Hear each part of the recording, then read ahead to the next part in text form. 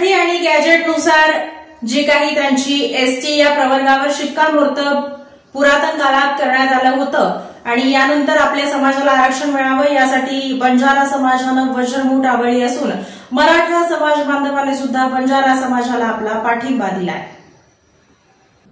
निजाम काळात हैदराबाद गॅझेटमध्ये बंजारा समाजाचा एसटी आदिवासी म्हणून उल्लेख असल्याने हैदराबाद गॅझेटनुसार महाराष्ट्रातील बंजारा समाजाला एसटीचे आरक्षण मिळावे यासाठी महाराष्ट्रातील बंजारा समाज आक्रमक झाला असून त्याचे पडसाद सोलापुरात पाहायला मिळाले।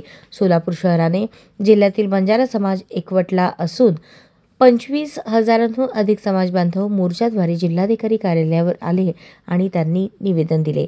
बंजारा समाजाला सोलापुरात मराठा समाजाने सुद्धा पाठिंबा दिलाय। सोलापूरमध्ये बंजारा समाजाच्या बांधवांनी एसटी प्रवर्गातून आरक्षण मिळावे यासाठी भव्य मोर्चा काढला। बंजारा समाजाने पारंपरिक संस्कृतीचे दर्शन घडवून सर्वांचे लक्ष वेधून घेतले। राज्याचे मुख्यमंत्री देवेंद्र फडणवीस यांनी बंजारा समाजाच्या मागण्यांकडे गांभीर्याने लक्ष देऊन हैदराबाद गॅझेटनुसार बंजारा समाजाला एसटीमध्ये आरक्षण द्यावे अशी मागणी युवराज राठोड यांनी केली। या बंजारा समाजाच्या आरक्षणाच्या वेळी संघर्ष योद्धा मनोज जरांगे पाटील यांनी आपला पाठिंबा दर्शवला। संघर्ष योद्धा मनोज जरांगे यांच्या नेतृत्वाखाली शासनाला हैदराबाद गॅझेट लागू करायला भाग पाडले आणि त्याच गॅझेटच्या माध्यमातून मराठा समाजासह बंजारा समाजालाही त्यांच्या नोंदी मिळायला फायदा होत आहे आणि त्यामुळे अखंड मराठा समाज शहर जिल्हा सोलापूरच्या वतीने बंजारा समाजाच्या या आंदोलनाला जाहीर पाठिंबा दिला।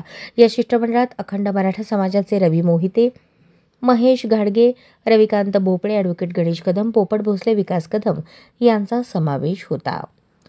यावेळी कर्नाटक बंजारा समाजाचे धर्मगुरू जुगनू महाराज, विजापूरचे आमदार देवानंद चव्हाण, आमदार राजेश राठोड, आमदार हरिभाऊ राठोड, सुभाष चव्हाण, युवराज राठोड, मेनका राठोड, नाम पवार, युवराज चव्हाण, युवराज पिंटू चव्हाण, अश्विनी चव्हाण, शैलजा राठोड, संतोष पवार, लाला राठोड, विजय राठोड, अलका राठोड, अशोक चव्हाण, माजी नगरसेविका अश्विनी चव्हाण, सूरज जाधव, विजय उमाकांत राठोड, सीताराम राठोड यांचा समावेश होता।